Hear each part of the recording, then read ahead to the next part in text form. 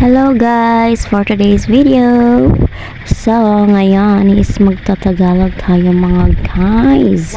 Mga madis, mga persons. Kaya na ay nag-ingon, di sila kasabot. So, magtagalog Bisaya tayo. So, ngayon is andito po ako sa bahay ng mother ko. So, ayun, nagmarites ang person. Tanawang ba nagbuga-buga. So, joke lang. And ngayon is dito na lang po ako kakain guys. Kasi sabi ng mother ko is dito na lang daw ako kakain. So, nagpasya lang kasi yung princess ako. So, ayun. May bilhin lang kasi ako sa tindahan. So, magsama-sama man yarn, oy. Maoy man yarn, oy. Sama-sama ang baby namin. So, ayun. Punta na siya kay Mama Yeng. So, guys, update lang po tayo ngayon sa A Day in My Life. A daily routine namin ni Princess. Ang mom she lovely nyo. Fast forward lang po. So, ayan na po is... So, diba gusto din naman nyo guys na kapag kumakain kayo, nagkakape. Yun din yung gusto ko guys. So ayan, nagtimpla ako ng kape ko para pag mag-breakfast na din ako is magkakape na lang din ako. O diba, starring din si Kuya Joshua. And yung anak ko is ando na sa stroller. Yung pastar na yarn, oy, o diba.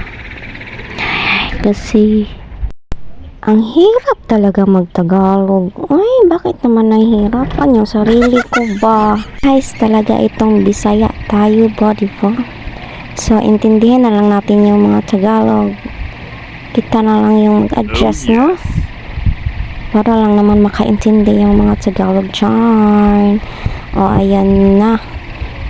Giguyod na ni Kuya Joshua. Stroller. Tagalog Bisaya lang tayo guys. Ayan na, niligay na ni mother ang baby namin sa stroller niya. Kasi parang katulugon man yan si mother. So ayan na, kumakain na po ang first son. Kain po tayo mga guys, mga Marie, mga kumari, mga persons, mga momshies. Kain po tayo. So ang sarap-sarap ng kain ni Mom She Lovely. And habang kumakain po is nagmarites na naman yan. Uy! Huy! Ayan, kape-kape muna tayo guys. Ang sarap talagang kumain no kapag kapartner niyong kape. Madalang po tagsigkap. O ayan na, pinatulog na ni mother si Princess. Pero parang mauna pa matulog si mother. Hala! Diba? Inaantok na si mama. So ayan na, natulog na talaga si Princess. So ang himbing ng tulog ni baby Princess. Pero guys, ganito talaga po ako kapag andun ako kina mama is naglilinis talaga ako. Very good. Ewan ko, yun talaga yung gusto ko. Para man lang is makatulong sa kabusy naman ni mother. Hindi niya malinis-linis lahat, magpagpagpagpag sa mga abog. O diba, nag-arrange ang version, pero hindi pa yan nakalinis sa bahay nila. Char lang, hindi. Nag-arrange na lang po ako sa lamesa po. Then yung mga alikabok is pagpagpagin din natin yan. Uy, o ayan ang camera. Naunsa naman ni si Madi. So ayan, nanilhig. Nagwalis po ang Madi ninyo. So ayan, naunsa naman niya akong voice over.